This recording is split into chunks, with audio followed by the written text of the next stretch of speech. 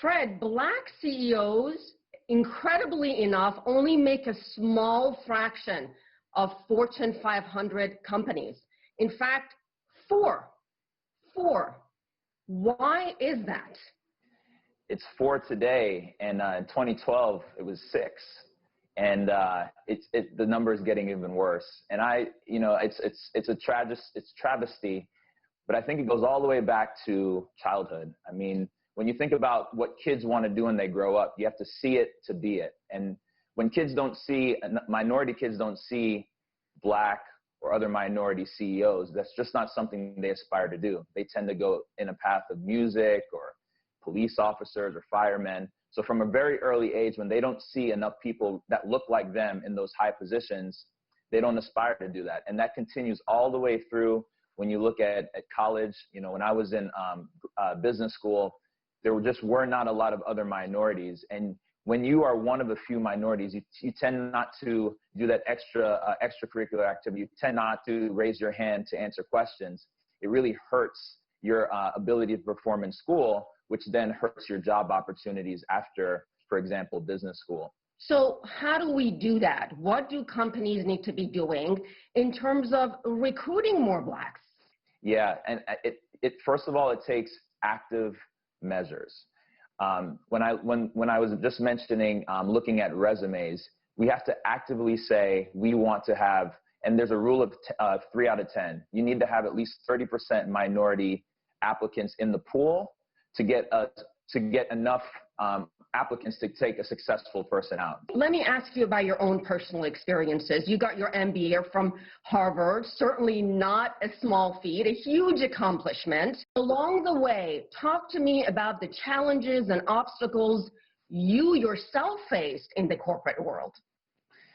So going back to undergrad, I was a computer engineering major, and I was one of those kids that didn't know whether or not I had what it took to be on the higher level of an executive ladder, so a CEO or anything like that. And I didn't know the rules to the game. I mean, I was an engineering major, and when I got into B school, I felt like the other kids were former consultants, iBanking, financial services. I just felt like I was a fish out of water in that moment. And a lot of that comes down to mentorship.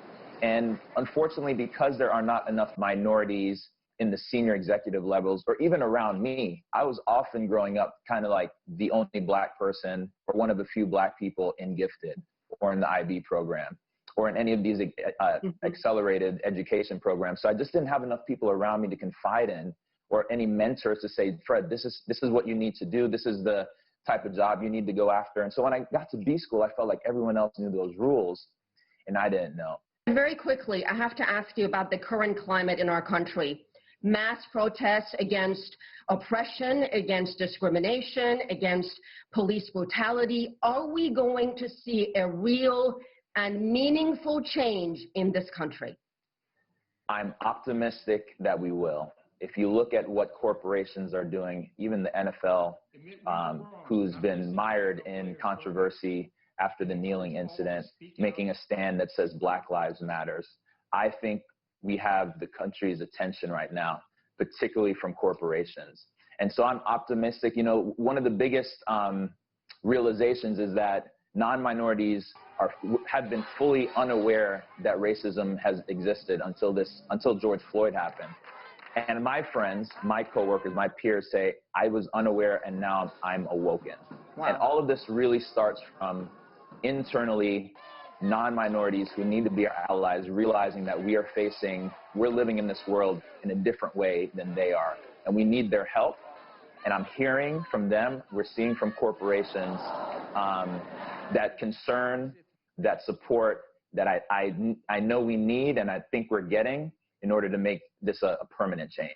All right, we'll leave it there. Fred Smith, thank you so much. Thanks for having me.